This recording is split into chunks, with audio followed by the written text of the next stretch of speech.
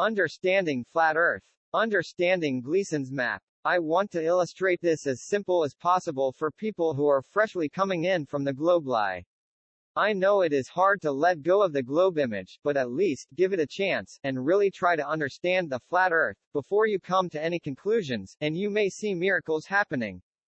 Let's get started. As on the globe model, you still got the same time zones, you still got meridians, you still got your equator that literally equalizes the Earth from North Pole center point to the south, which is the Arctic ice wall.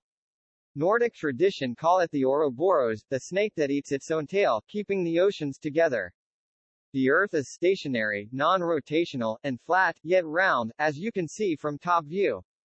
The Sun and the Moon circle above the Earth. While they keep a certain height, or level, what significantly changes is the radius of their tracks during the year.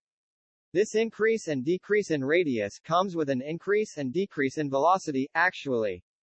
On the outer rims, the Sun is actually moving faster than on the inner rims, since we all know that our days keep having 24 hours approximately throughout the year. So imagine the Sun's celestial track like a spiral, and it accelerates while moving south, and slows down while coming back north, which cause it to go south again while speeding up again, and so on. The Moon does the same thing, only that it's circling slower than the Sun, which creates a disposition each day, which in turn gives us the lunar phases. All the star constellations stay the same, only when you look at them now, your interpretation has to change from spinning on a ball around the Sun to actually living on a flat, non-rotational Earth, above which the heavens are circling like a carousel, with the North Star Polaris being at its center throughout the year. The argument that all the constellations should be visible on a flat Earth is false. An individual only has a limited ball-shaped optical perception of about 3 miles ahead on ground level. While some stars might be visible simply because they are above, obviously not all of them will fall into your naked eyesight. Driving towards constellations you can't see from your current location will slowly bring them into perception.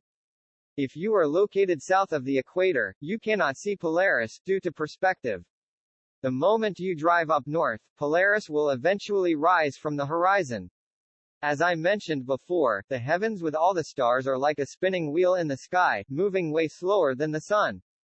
To be exact, it is only one full rotation during the year.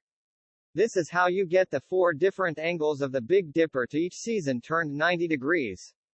Note, within a rotating wheel there are different velocities which increase the further you go along the radius. This means, the velocity of constellations in the north, which is the center point of the wheel in the sky, are moving slower while constellations located in the south are moving faster. If for example you were to measure the velocity of your bike's wheel, first at the center, and then at the tire profile, you would get 2 different values.